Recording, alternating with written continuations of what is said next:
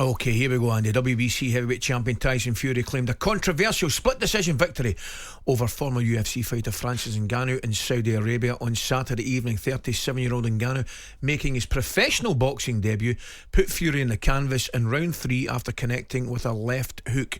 Francis Ngannou made more money from this boxing match with Tyson Fury than he did from his entire UFC career, and good luck to him, I say.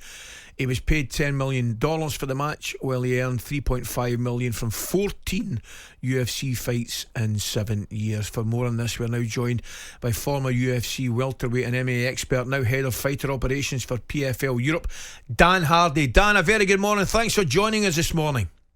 No worries. Absolute pleasure. Great stuff, Dan. To the action on Saturday night, which I sat and watched it with my boys, Dan. I fully expected to be going to my bed probably after round 2 or round 3. It certainly wasn't the case, and you got to say, mate, I said to Andy this morning, Dan, I don't know whether you agree or not, if Francis Ngannou had been given that decision, I don't think many people would have complained. No, I agree. I mean, it was a very close fight. I watched it back a couple of times last night, but honestly, I scored it the same last night as I did when I was there in the arena.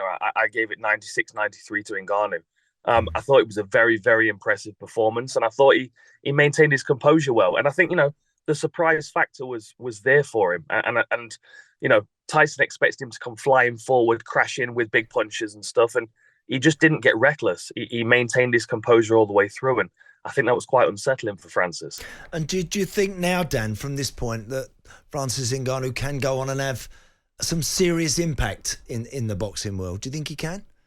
Yeah, absolutely. I think he can. I mean, you look at the heavyweight division, and we know it can change very quickly. I mean, that was a whole heavyweight card stacked last night, and you look through the fighters and you think to yourself, well, that fight could have gone the other way. That fight could have gone the other way. He could have clipped him with that shot a little bit cleaner. And the thing is with Francis, like, we know that he can punch, right? We've watched him through his UFC career.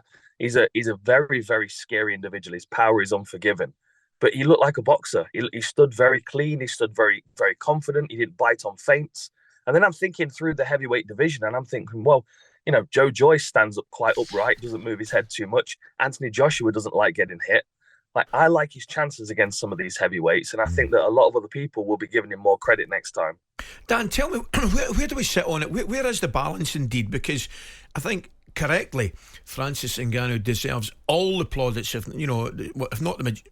not all, certainly the majority of the plaudits for that performance. And it was a great night for him. Was it an embarrassing night for boxing itself? I don't want to kind of put this on boxing. I mean, this was a conversation I was having with Carl Frampton, who was one of my broadcast partners, and Bunty was there as well, and we were chatting back and forth, and they were taking it on very much like it was a loss to boxing, and I don't think it is. I mean, let's be honest, like, the Tyson Fury that fought Deontay Wilder would have been a very, very different version for Francis Ngannou to deal with. He looked to me like he was midway through a training camp for Usyk, and he thought it was going to be a sparring match. So it was the perfect storm of Francis being in supreme condition, with confidence, with Mike Tyson in his corner, with all of the doubt in the world on his shoulders fueling him, and then Tyson coming in saying his head looks like a big plant pot and that he was going to, knock the big sausage out. I just think there was a little bit of underestimation on Tyson's side that started to become apparent at the end of the first round. Yeah. What we're going to also get now, I think, look, and I'm not a great lover of these crossover bouts. I'll be honest with you, I'm not. I appreciate it's a different audience, it's a newer audience, and it's all about generating income for these guys. And again, Francis Ngannou has been the benefactor of that. Fair play.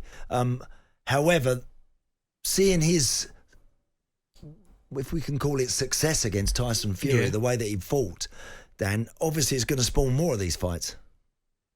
Yeah, I mean, I think it is. And I think people are ready for a bit of a change. They want something that's unexpected.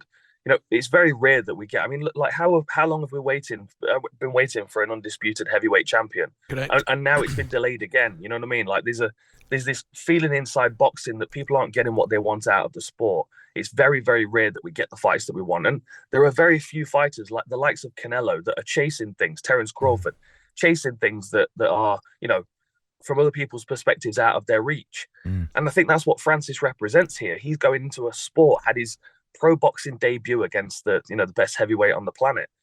We were there for the unexpected. I kept saying that. I mean, I picked Fury to win. I thought he was going to have probably 3 or 4 rounds where he kind of wore Francis down and then started to get to work, where the danger was lessened. But I was there for the unexpected. I was ready to be surprised, and I was, honestly. I mean, when it got to the 5th round, I'd made peace with it, and I thought to myself, well, that's a win for Francis regardless. If he loses this fight now, it just doesn't matter. The fact that he went the distance was even more astounding. I was the same, Dan. I've got to say, I really, really enjoyed his performance. Thought it was magnificent. Just a quick one, I need to go to a break. And Darren Till, a UFC fighter, he actually was very, very critical of the fight. He calling it a corrupt shambles. Is that a bit strong? No, I don't think. I think it is strong. Yeah, honestly. I mean, from the MMA world, we feel it. We want the win for Francis because of the risk that he took on. But I don't think it was. I mean, it was a close fight. There were a couple of rounds that could have gone either way. But for me, it was volume punches was won by Tyson, power punches won by Francis, and it depends on how you feel about a scoring criteria. For me, the baddest man on the planet, it's all about power punches, and that's where Francis won. Brilliant, Dan. Really appreciate you taking the time to talk to us this morning. Fantastic performance, there's no doubt about that. That's the one thing that we're all in agreement. That's a big thanks to Head of Fighter Operations for PFL Europe. That's Dan Hardy there. Coming up,